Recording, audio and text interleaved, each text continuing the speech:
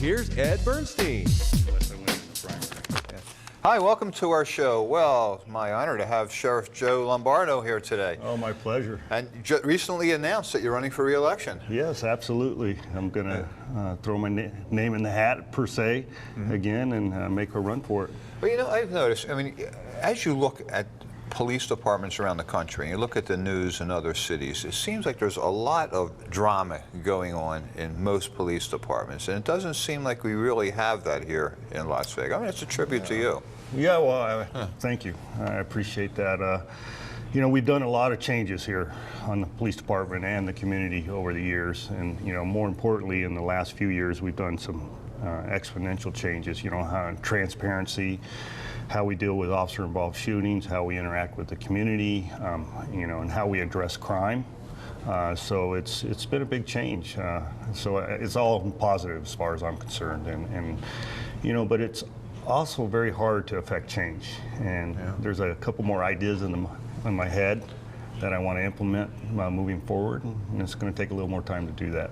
And you're in, you know, an executive kind of branch. I mean, you're the head cop, so you know, if you think of a change, you can really implement. I mean, you have a better chance of implementing it than going to, you know, to a legislative vote, right? Right. You know, but it's still difficult because there's so many different interests to consider. Well, there's a lot of entrenchment, you know, in how we do things, and you know, one thing I've always said is, you know, cops hate the system they work in, but God help you if you try to change it. And you know, so, but you do. There's some nuances with government and laws. You know, you have to evaluate unintended consequences before you implement change, especially if it's across the board. So, but it's a slow process. You know, I describe it as trying to turn a cruise ship. You know, it's long and tedious. Slow. It's important that we do because the organization won't move forward. Because, you know, crooks change. You know, and how we address what they do changes, and you know, and the communities change, and what they expect from their law enforcement or their public officials, and so we have to change along with it. And one of those changes is, you know, technology, which can have a really positive factor, and it comes with a negative issue where it makes, you know, the bad guys that much brighter in some aspects. Right, you can look at it on both sides of the fence, you know, and you alluded to the bad guys. You know, there are all these different apps with phone services where they can encrypt their conversations, and they can, so it's very difficult for us to track them per se, or figure out their criminal enterprise. So you know, so you have some negative aspects with that, but then positive ones, you know, body cameras. You know, that's a positive technology advancement. It's really helped police departments and their transparency and the trust with the community. What is the policy at Metro with body cameras? When does an officer need to turn it on? Well, it's a very long policy associated with it, you know, with all the First Amendment issues associated with it. But basically, in any encounter, any interaction with the public, they're mandated to turn on the camera. Now, if it comes into areas of Fourth Amendment, you know, like we enter the residence and the individual privacy says privacy issues, and the individual says, hey, I don't want you recording me, we have to shut it off. And there's different ways we have to tag the video, if it becomes evidentiary or not, and then the purge dates, how long we keep it as compared to a crime or a citizen's complaint. So it's a pretty complicated policy, but it's actually a best practice policy because police departments across the nation are starting to adopt cameras, and they're reaching out to us to adopt our policy because it's withstand the ACLU, the court system, and you know, the local community. And how does it work when a third party is videotaping? I mean, that seems to go you know, happen a lot now, and and it seems like, you know, in other police departments when it's happened, the police haven't really been that thrilled about it. Yeah, they weren't thrilled about it. I wasn't thrilled about it. I mean, it's difficult. Somebody is, you know, in your face with a camera, you know. But you know, I think we've come a long ways from those days where police officers used to react to that. Now it's a way of life, especially in Las Vegas. Can you imagine how many cameras are along the strip? And there's 7-Eleven you may go to, or where you go buy groceries. There's cameras everywhere, and I think people in general are starting to adopt to that. And you often utilize those cameras if there's a burglary or a robbery or a suspect that you're looking for. I mean, do you know where every camera is in every commercial establishment, or you really have to physically go out and look for the cameras? Well, we have a program where we ask retail businesses to provide us access to their cameras if they choose to do so, and we could do that through the internet, through an IP address. If not, we actually, it's boots on the ground, knocking on doors and seeing if they have cameras that we can access. But we also supply a lot of our own. So within the Strip corridor and Fremont Street, a lot of those cameras come right into our fusion center, and we can track individuals when crimes are committed. Now, where the issue you have in constitutionality with it is how long you maintain the tapes. Right. So do you keep it for an indefinite amount of time? You can once it becomes evidentiary, and not, you got to have purge associated with it. So like FAST, that's the cameras associated with NHP out on the boulevard. They don't record. So we do record for a period of time, determine whether there's any evidence, and then we purge them. And it goes as well for some of the retail cameras. Some of them are just on a loop and they erase over themselves. So if you don't quickly determine that there is a camera there, you may lose the footage. Right. They set their own standards. Some of them are 2 weeks, some of them are weeks, some of them are 24 hours. But in the age of digitation or digital cameras, it's a lot cheaper just to continue to store it. Right. As before, they used to, the old tape, they used to record right over it. Of course, the big secret in town is what happens with those cameras on each street corner. Basically for traffic, I know that. Yeah, no, we don't. Those are for emergency vehicles. We don't utilize traffic cameras. We've attempted to pass that in the legislature several times. At least 3 times that I'm aware of, and we just haven't had that support for traffic enforcement. So those cameras are basically for the ambulance service, the medical services, so they can change the cameras to speed up response. And they're not available if you're really looking for somebody who's in a getaway car and you're trying to track somebody down? They're not available. They're only available along the state highways and the Las Vegas Boulevard. And those are managed by the state, not us. So. You talk about changes, but I think one of the largest changes is just hiring different types of police officers today than what you were hiring 30 years ago when you started. I know in any business that I frequent, you look at the millennials, and I have 6 of them myself, and they're all working in various jobs, and I know that what motivates them is a little bit different than perhaps what motivated me when I was their age. But what is the challenge in hiring police officers that are millennials? Well, I think there's a couple things associated with that. One is, it's media driven in the last few years, the negative outlook associated with police officers. I think that pendulum goes like this throughout time. And right now, well, not right now, I think we're actually going back up on a high, and people are interested in being police officers. So we haven't had really any problems with individuals standing in line wanting to be police officers here locally. And it goes back to what you alluded to earlier. We've had a very successful run here as a police agency and interaction and trust with the community. But technology is a big deal for them. In police work, a lot of it is communication. It's human-based. And the millennials are used to the thumb base, I guess, or however you would describe it. So communication has been the most difficult trait. So how do you discern that when you're choosing to hire somebody? Well, we have a lot of different processes and triages that we do associated with hiring, but to be honest with you, we don't know. We think we do a good job on the front end to let them know the day in the life of a police officer, but a lot of times we'll lose them day one of the academy. They'll make that decision and say, hey, this isn't what I thought it was going to be, or we'll lose them day 21st week of the academy and say, hey, I've changed my mind. This isn't what I want to do. One thing that I noticed a difference at is, when I hired on, I was looking at, day one, I was looking at my job being a police officer 30 years down the road. It's a little bit different with the millennials. They may be looking at their job 5 years down the road and reevaluating it, and maybe they want to do something else. Yeah.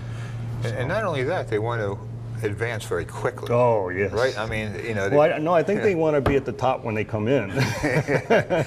Work their way down. Quite often when I'm out in the, in the public and there's a young lady or a young man approaches me and they recognize me per se, and they say, hey, I'm really interested in being a police officer, but can I start as a narcotics detective? And I was like, no, that's not how it works. You're gonna be in a uniform in a black and white patrol car for a period of time before you do that. And of course, the diversity of who you hire is a lot different today with minorities and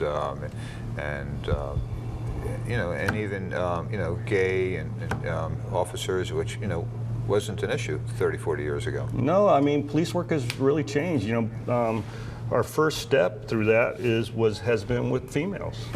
Traditionally females didn't, come to the police world, and now we're seeing a big change. When I came on, I would say less than 10% of our workforce was females. Now I just look behind a desk. Yeah, and I looked at our recent numbers, and we're a lot higher than that now. And if you look at the totality of the police department, it's around 30th percentile. Wow, yeah. So, but when you talk about diversity, yes, success in police work, and we're quite often described as knuckle draggers in the early years of our profession and years ago. But we've woke up, the bell was rung, and we said, hey, our police department needs to look like the community, or they won't talk to us, or they won't trust us. So is that a goal for you to create? Yeah, absolutely is a goal. Yeah. So we recruit in all different cultures across the board, and we're come one, come all per se, just like the Constitution. And and I think it is directly attributed to the success of the police department. We're really more diversified than we've ever been.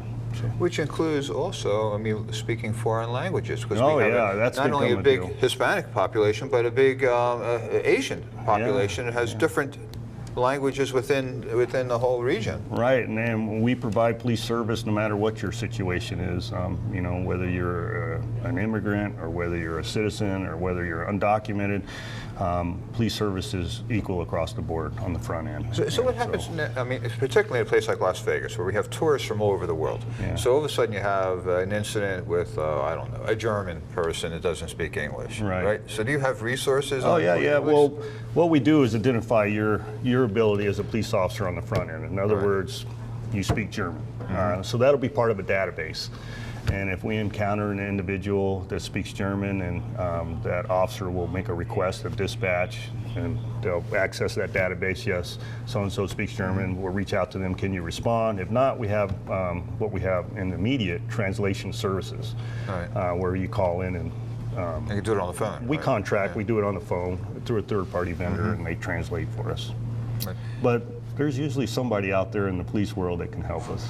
The other area that's changed dramatically since you joined the force is what's been going on at the airports.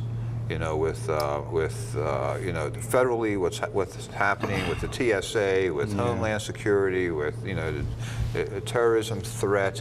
It used to be, and I can remember, 40 years ago, that those cops that were stationed at the airport, it was kind of an easy, job to be sent over there and just, have your own little thing. Yeah. And stay in the air conditioning. It wasn't that hard a job. You know what? You're right. Your description is absolutely accurate, but it is. It's completely. It's considered a regular police substation at the airport now, and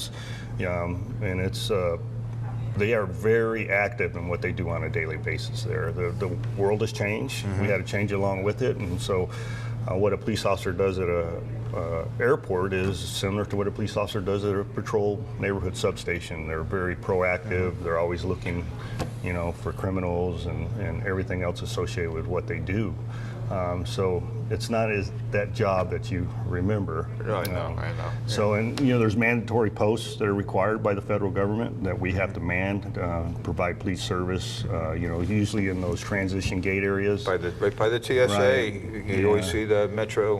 And we're proactive in the baggage claim areas. So we run dogs on luggage, and we do all those things to prevent harm to individuals, because you remember how even the stewardesses and the captains dressed, and it was like a big deal. You wore a suit when you went on a plane. Now it's flip-flops and leggings, and it was all based on experience and hospitality. Now it's based on just transporting people to and fro, and it's more of a a numbers game. So And talking about numbers, we have close to 50 million tourists a year come into Las Vegas. Yeah. It creates a lot of, I'm not going to say difficulty, but it really complicates your job because you're working in sync, I assume, with all the security departments and all the different hotels, in addition to TSA and Homeland Security and federal agents all over the city. Right. I mean, so traditionally in staffing levels of a police department, you always talk about officers per 1,000 permanent residents. And the national average is right around 2.2 officers per 1,000. Okay. Here locally, we're 1.9. I anticipate we'll be 2 by the end of 18. But here's the deal. It doesn't include that 50 million people you just described in that ratio. So we rely heavily on the security services in each one of those casinos, and they're very professional, and they do a very good job. But a big portion of what we do on a daily basis, your police department, LVMPD, is in response to their requests. And so the numbers I just looked at here recently, it's right around 9% of all my total work is response to tourism type issues. So, that doesn't equate. So we rely on them heavily, the security officials. And so what does that mean? That means you have to have a very, very, very good partnership for us to be successful. Yeah, and it seems like you do a really good job in all these partnerships, because you also have the North Las Vegas Police Department, the Henderson Police Department, Nevada Highway Patrol, Marshall. I mean, it goes on and on. I mean, and Las Vegas is a little bit unusual in that regard because, I mean, you have this, you go down Sahara, one side is county, or one city, North Las Vegas. I mean, it changes in one street with North Las Vegas jurisdiction. Henderson changes on one block as well. Right. So yeah. So you have, if you're incorporated per se, you have your own traditional police department, but yet me being the Clark County Sheriff, I encompass all of Clark County. So I have jurisdictions within all those areas, and quite often they call upon a LVMP to assist them, and that's why it's required for us to have such a good, robust relationship. So it's important for us to be able to communicate on a regular basis. So all the police chiefs, we meet on a monthly basis. We discuss, mutual issues, because crooks don't know where the borders are.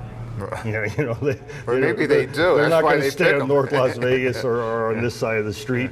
And you know what's unique here is the federal government has no idea how we're set up. And quite often when we compete for federal grants, they don't realize the Strip is in the county.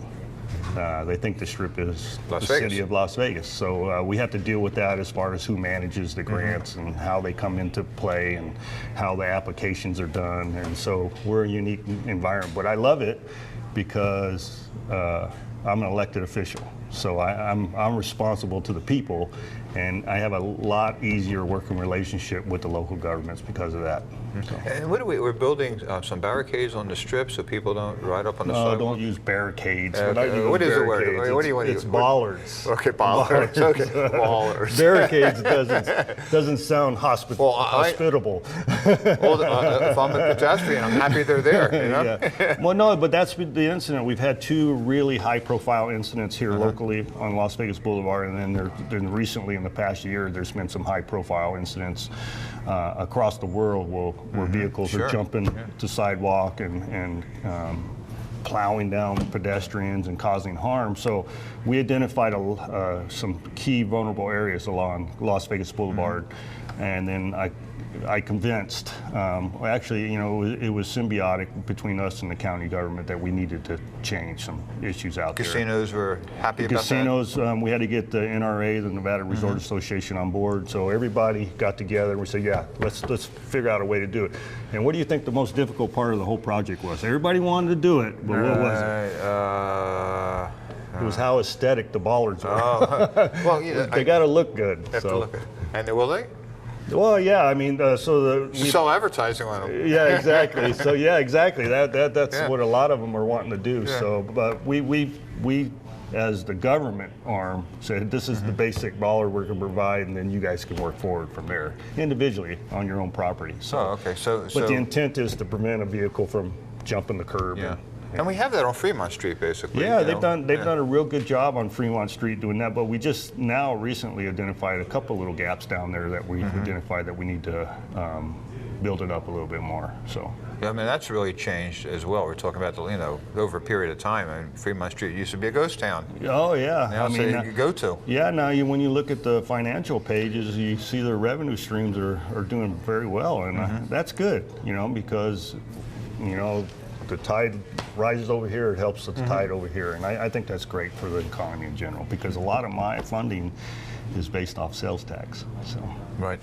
And speaking of sales tax, another new thing is recreational marijuana. You can tell you've been in the business a long time. That was a good segue. Yeah, I mean, that was a big thing for us to get sales tax from recreational sales. It's been great for the state. I mean, business is booming.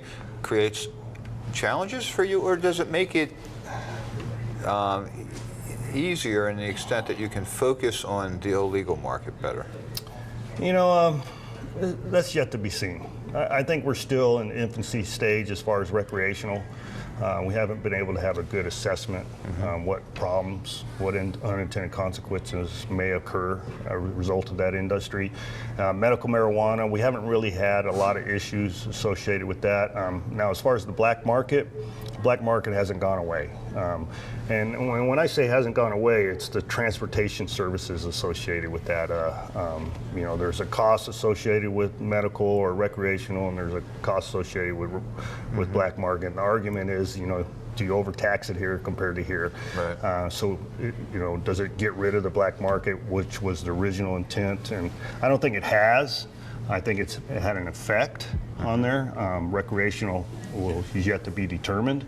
But what we're experiencing now is these delivery services, and through these encrypted apps and the phones, it's very hard for the government to track that, as you described earlier in our discussion. So we determined a lot of that marijuana is coming out of California in the black market, and then people just get on their phone and order delivery service. And so last year we did a total of maybe, I believe it was 30 investigations reference illegal delivery services, and year to date we're already at 28. Wow. So it's a nuance that we're having to deal with. So, but as far as the legal side, it hasn't created any headaches for us. And what about you look at certain parts of the country that have a big opiate problem. Right. What's going on in Las Vegas with that? I got asked that by, I met with Attorney General Sessions, and that's one of his platforms to deal with the opiate scourge across the United States. And he asked me what was going on here locally, and we are not experiencing the numbers or the issues associated with the eastern side of the continental U.S. We're still, our number one issue here is methamphetamine. And so the opiate overdoses and the numbers they're experienced, east of the Mississippi are not mimicking here, in the western United States. But you're starting to see nuances and slight increases in that field. So prescription issues associated with opioids has always been an issue, but it's not increasing at the rate that they're experiencing in the East Coast. Methamphetamine is still a significant problem for us. Getting worse, getting better, stable? If I had to make a shot in the dark, I would say it's getting worse because these super labs coming out of Mexico have really had an effect on us. And it's harder to control. Where you see these popcorn labs, I call them popcorn labs because they're these little, tweaker labs that they do in bathtubs, that guys do. You don't see those anymore. That's very rare. So what the pharmacy industry did was controlling the pseudoephedrine. Right. They removed it from the front counters to the back counters. A A lot of things that we put in place have been very successful, but what we're having trouble with is what's coming across the border. Right.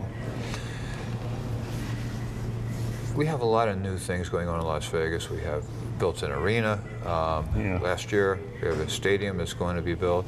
Everybody's already crying about potential traffic problems. How involved is Metro in working through those issues? Well, yeah, we're dealing with Project Neon right now, so I think that's going to be awesome when they're done with that. Is how we transition from both sides of the county. But that is quite often a subject's brought up. You know, how are we going to deal with the traffic? So we have a great partnership with NHP, Nevada Highway Patrol. They're responsible for the freeway system. I have not been privy to the Department of Transportation's design on the on and off ramps for the stadium. But under my authority and my responsibility, the stadium per se itself, we have so much experience with major events. You know, we do over 4,000 special events a year here, and we're very successful in that. And that's why people come here, because of that success. And I describe it as no different. We'll be able to put processes in place to manage it. And what I have right now is I have an identified team to work with the Raiders Corporation, to identify the best practice for the inside the stadium as far as police and public safety services, and they're visiting, you know, the different jurisdictions to determine whether the best practices. So I think we'll have some good systems in place, and you know, we have a little bit of time, but traffic is going to be an issue. And now I understand, you know, they're dealing with what we're going to do about parking. So hopefully the people that we've chosen to manage that and govern that make some good decisions. It's funny how parking was never a problem 30 years ago. Now it's the number one. But if I was a rookie cop, I'd be wanting to be on that Oakland team. That would be my goal in Metro. But it's important for people to understand is we are not dedicated to the Raider Stadium. In other words, the NRS requires them to pay overtime for police officers. Right. So they don't get free service over there. No, I understand. So, we have about a minute left. As you go into running for a second term, what's your favorite accomplishment in your first term? Well, my favorite is how the detectives interact with victims, and the quality of cases that we have investigate. You know, the timeliness of cases we investigate has had a definitive effect on violent crime. So I'm very proud of that, the decentralization of that, and how we address crime per se as a whole. And so if you look at crime across the nation, last year it was up right around 11%. Here locally it was crime across the board, all Part 1 crime was down 3%. So I'm very proud of that. Terrific. And I hope that it keeps going for your next term as well. Exactly. Keep going down, down, down. Thank you. Hey, good luck in the election, Sheriff Joe Lombardo. We'll see you next week.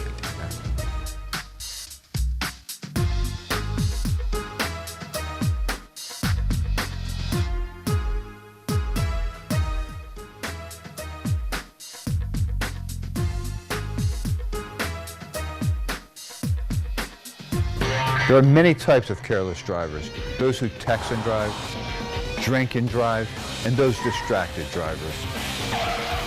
If you've been hurt, you need to call me. Enough said. Call Ed. EdBernstein.com.